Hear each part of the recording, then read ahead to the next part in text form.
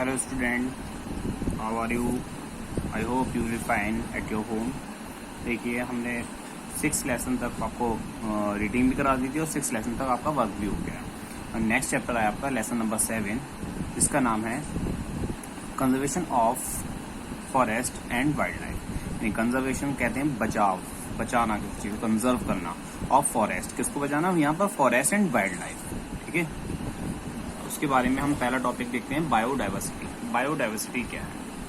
The number of and variety of the plant and animals and other organism that exist is known as biodiversity. यानी कि कह रहा है number of variety, अलग अलग प्रकार के प्लांट और अलग अलग प्रकार के एनिमल्स क्या होते हैं, एग्जिस्ट होते हैं, एक जगह पर हैं यहाँ पर, तो वो सब क्या कहलाएंगे, बायोडाइवर्सिटी के ही अंदर आएंगे। ठीक है, बायोडाइवर्सिटी के अंदर आएंगे। बायोडाइवर्सिटी फ्रॉम द कैसे होती है, size, structure, habits, behaviour and genetic constitution. इस सब का क्या होता है, सब साइज अलग होता है, सब अलग अलग प्रकार के साइज होंगे, स्ट्रक्चर उनका अलग अलग होगा, हैबिट्स सबकी अलग अलग होगी, बिहेवियर अलग होगा, जेनेटिक कॉन्स्टिट्यूशन उनका सबका अलग होगा। तो इस तरीके से जो एक साथ रहते हैं वही क्या कहलाता है, बायोडाइवर्सिटी कहलाता है। ठीक है, बायोडाइवर्सिटी को डिफाइन करने के लिए कुछ टर्म्स दिए हुए हैं यहाँ पे जिसको हम समझ सकते हैं, उसके बारे में डिस्कस करेंगे।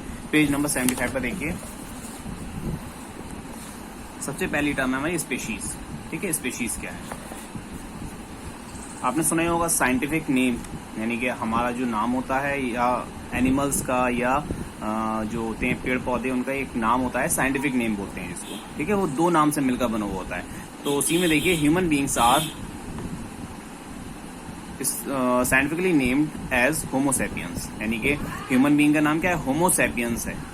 ठीक है, तो इसमें होमो क्या है, जीनस है, और जो सेकंड वाला नेम होता है वो होता है स्पेशीज। जैसे कि इसमें सेपियंस है, ये क्या है, स्पेशीज। यानी कि जो 2 नाम मिलकर बनता है, उसका जो सेकंड वाला होता है वो स्पेशीज को दर्शाता है कि इसकी स्पेशीज क्या है, belonging to the one species sapiens. ठीक है, ऑल होमोसेपियंस इंटरब्रीड फ्रीली, यानी जितने भी होमोसेपियन कैसे ब्रीड करते हैं, फ्रीली ब्रीड करते हैं। स्पेशीज क्या हो गया, आपका 2 नाम से जो मिलकर बनता है, वो जो सेकंड वाला होता है उसकी प्रजाति को क्या करता है, बताता है, उसकी प्रजाति बताता है। ठीक है, अब नेक्स्ट है हैबिटाट। हैबिटाट क्या होता है, वासस्थान, जहां पर रहते हैं। ठीक है, ठीक है, हैबिटाट क्या होता है, वासस्थान, जहां पर रहते हैं। नेक्स्ट है एंडेमिक स्पीशीज। क्या है, plant and animal species limited in specific geographical area called endemic. यानी कह रहा है कि प्लांट और एनिमल्स की वो स्पीशीज जो लिमिटेड हैं, कहाँ, ज्योग्राफिकल एरिया, यानी कहीं कहीं पर ही पाई जाती हैं, वो एंडेमिक स्पीशीज पर कहलाती हैं। जैसे कि इंडिया में क्या है, इंडिया में क्या है, एशियाटिक लायन कहाँ पर है, ये एक एंडेमिक स्पीशीज है, ये गिर नेशनल पार्क गुजरात में पाया जाता है। ठीक, नेक्स्ट है एक्सटिंक्ट स्पीशीज। एक्सटिंक्ट स्पीशीज क्या है, species that no longer exist anywhere on the earth are called extinct. यानी कि जो पृथ्वी पर कहीं पर भी नहीं है, बची नहीं है वो स्पीशीज, वो क्या कहलाएंगी, एक्सटिंक्ट स्पीशीज कहलाती हैं। जैसे कि डायनासोर और डोडो बर्ड्स इसके एग्जाम्पल है। ठीक है, फिर आया next endangered species. Endangered species are the high danger of the extinct, यानी कि एक्सटिंक्ट यानी लुप्त होने के कगार पर है, यानी बहुत ज्यादा लुप्त होने के उसके चांसेस बहुत ज्यादा अधिक मात्रा में है। In the own their habitat called endangered, यानी क्या कहता है, अपनी जो वासस्थान है जहां पर रहती है, वो जहां पर रहते हैं जो एंडेंजर्ड स्पीशीज है रहती है, तो वो क्या है, लुप्त होने के चांसेस उसके सबसे ज्यादा हैं, इसलिए क्या है, एंडेंजर्ड स्पीशीज कहलाती है वो। नेक्स्ट है वल्नरेबल स्पीशीज। क्या है vulnerable species, species are declined but still have sufficient number of individual in their natural, यानी कि जो उसका नेचुरल हैबिटाट है उसमें क्या है, बहुत कम मात्रा में बची है जो स्पीशीज। ठीक है, दीज आर वल्नरेबल स्पीशीज, क्या कहलाएगी, वल्नरेबल स्पीशीज कहलाती है। Near future they might represent the category of the endangered species, यानी क्या है कि आगे फ्यूचर में कैसी हो सकती है, वो आगे फ्यूचर में जाकर एंडेंजर्ड स्पीशीज होती है, यानी कि वो लुप्त होने की कगार पे पहुंच सकती है, ये वल्नरेबल स्पीशीज है। नेक्स्ट है आपका थ्रेटेंड स्पीशीज। क्या है threatened species, species belonging to any one of the above 3 categories classified threatened, यानी कि जितनी पीछे आपने 3 कैटेगरी डिफाइन की हैं, समझी हैं, उसी के बारे में है यहाँ पर ये स्पीशीज आपकी। These species are to be identified and conserve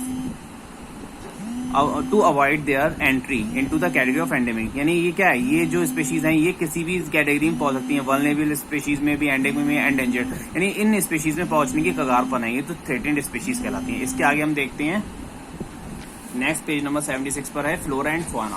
flora represent करता है पेड़ पौधों को, फाना रिप्रेजेंट करता है एनिमल्स को। ये a large number of plant species are called flora, the species of animal taken together are called are known as fauna, उसको क्या बोलते हैं, फाना बोलते हैं। For example listening the describing plant found in the Shimla hills is named as flora simlensis, यानी जहां पर पाए तो उसके साथ में नाम उसका जोड़ दिया जाता है, फ्लोरा सिमलेंसिस, जहां पाया जाता है।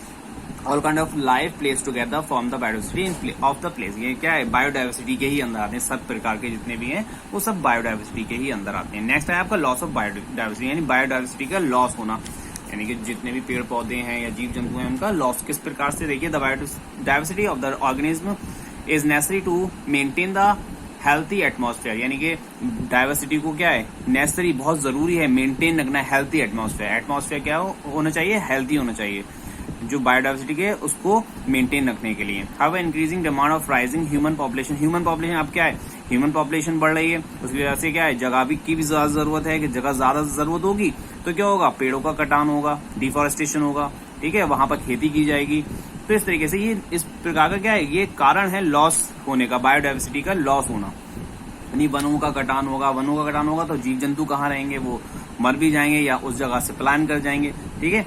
Deforestation is result in the loss of habitat of plant and animals, ये कह रहे हैं डिफॉरेस्टेशन क्या किस प्रकार का रिजल्ट, डिफॉरेस्टेशन रिजल्ट है in loss of habitat of plant and animal, यानी डिफॉरेस्टेशन एक वो रिजल्ट है जिसमें क्या होता है, habitat of plant and animals और प्लांट्स का जो हैबिटाट का लॉस हो जाता है, इनके जो रहने का स्थान है वो उसमें कमी आती है, यानी वो कम हो जाता है, ठीक है। Deforestation may be done for cultivation building houses, उसमें किस वजह से होता है, इसमें क्या होता है, डिफॉरेस्टेशन में कटान करके वहां पर कल्टिवेशन भी होता है, कृषि उत्पादन होता है और बिल्डिंग्स बनती हैं, फैक्ट्रीज बनती हैं, फर्नीचर्स बनते हैं उनकी लकड़ी से, ठीक है। इस तरीके से ये क्या है, डिफॉरेस्टेशन एक लॉस ऑफ बायोडाइवर्सिटी का एग्जाम्पल है, ठीक है, कारण है बोल सकते हैं जिसको हम। एक्सेसिव ग्राजिंग, यानी बहुत अधिक मात्रा में grazing is caused in increasing population of domestic population, यानी कि क्या है, बहुत ज्यादा मात्रा में क्या होगा, पॉपुलेशन बढ़ेगी, जिसकी वजह से क्या होगा, उनको ग्रेजिंग के लिए, यानी कि जो अपने पशु हैं उनको ग्रेजिंग कराई जाएगी, उनको चराने के लिए जगहें भी ज्यादा चाहिए, ठीक है। इसलिए क्या है, डोमेस्टिक पॉपुलेशन भी बोल सकते हैं जिसको, डोमेस्टिक पॉपुलेशन होगी तो जिसका मैंने आपको बताया कि ऊपर कृषि वगैरह के लिए जो या रहने के लिए अपने क्या करते हैं, कटान करते हैं, उसको नष्ट करते हैं जंगलों को। Acid rain damage forest, acid rain क्या होती है, एसिड रेन होती है, एसिड्स हमारे जो हमारे द्वारा एसिड छोड़ा जा रहा है, यानी कि जो हमारे प्रदूषण कराया जा रहा है वायु में, वो जाकर रेन के वाटर से मिल जाता है और एसिड बन के नीचे आता है, तो उसी को एसिड रेन बोलते हैं। Pollution of water bodies aquatic plant and animal, यानी क्या करता है, एसिड रेन से फॉरेस्ट भी खराब हो जाते हैं, ग्रास लैंड जो होती है वो खराब हो जाती है, फर्टिलिटी उड़ जाती है लैंड की, और जितने बॉडीज जितनी भी वाटर के अंदर हैं उसको नुकसान पहुंचता है, उनकी लाइफ डेंजर में आती है, ठीक है। The unregulated commercial exploitation of wildlife for their product is one of the main causes of their depletion, यानी उनका कमी का कारण एक ये भी है कि अनरेगुलेटेड, यानी बिना इकोनॉमिकल बोल सकते हैं, जैसे कि किसी वजह से पैसे कमाने की वजह से उनकी उनके जो कह सकते हैं कि वन जीवों का शिकार हो रहा है, अवैध शिकार जो होता है जिसको बोल सकते हैं, वो भी इसका लॉस ऑफ बायोडाइवर्सिटी का कारण है, ठीक है, जिसकी वजह से उनसे जो चीजें प्राप्त होती हैं, खाल है उनके, दांत हैं या कुछ सींग है उनके, उससे की वजह से क्या होता है, बहुत अधिक मात्रा में शिकार होने लगता है उनका, तो ये भी एक लॉस ऑफ बायोडाइवर्सिटी का कॉज है। नेक्स्ट है pollution, due to the excessive chemical fertilizer pesticide weedicide and have the harm the life of the earth but it has the cause of pollution groundwater resources, यानी कह रहे हैं pollution क्या है, pollution की वजह से क्या होता है, हम अधिक मात्रा में केमिकल यूज कर रहे हैं, फर्टिलाइजर यूज कर रहे हैं, जिसकी वजह से क्या होता है, दूषित कर रहे हैं हम वातावरण को भी, लैंड को, वाटर को, सबको हम क्या करते हैं, दूषित करते हैं, जिसकी वजह से पॉल्यूशन होता है। Land pollution, water pollution, noise pollution, बहुत ज्यादा नॉइज कर रहे हैं हम, नॉइज पॉल्यूशन होता है, एयर पॉल्यूशन होता है, धुआं जिससे गाड़ियों से निकलता हुआ धुआं है, वो सब क्या करता है, पॉल्यूट करता है हमारे एटमॉस्फेयर को, हमारे बायोडाइवर्सिटी को, ठीक है। क्लाइमेट चेंजेस, अब नेक्स्ट आया आपका climate changes, drought and flood, यानी क्लाइमेट चेंज होता है और क्लाइमेट चेंज की वजह से भी बोल सकते हैं हम क्या होता है, लॉस ऑफ बायोडाइवर्सिटी, यानी कि मौसम चेंज हुआ, उसकी वजह से नई मौसम में रह पाए जीव जंतु और या पेड़ पौधे, वो खराब हो गए, मर गए, मृत हो गए। और ड्रॉट यानी कि पानी की कमी की वजह से, फ्लड बहुत अधिक मात्रा में पानी होने की वजह से, may also cause destruction of many life form for ever distributing, यानी क्या है, डिस्ट्रीब्यूटिंग क्या करती है, बायोडाइवर्सिटी को डिस्ट्रीब्यूट कर देती है, यानी कि क्लाइमेट चेंज हुआ, वहां पर नहीं रह सकते, अब आगे कहीं पर चले जाएंगे, या फ्लड आया तो उसमें बह गए, मर गए जीव जंतु, पेड़ पौधे खराब हो गए, ड्रॉट हुआ, पानी कमी हो गई, पलायन कर गए वहां से जीव जंतु और पौधे खराब हो गए, तो ये भी एक कॉज है उसका। अब कॉन्सिक्वेंसेज ऑफ डिफॉरेस्टेशन, डिफॉरेस्टेशन के यहाँ पर कॉन्सिक्वेंसेज दिए हैं, उसके बारे में हम पढ़ेंगे। क्या है देखिए, the consequences of deforestation of the environment are very serious, some of them harmful effect and are below, नीचे दिए हुए हैं इसके कॉन्सिक्वेंस। पहला क्या दिया है,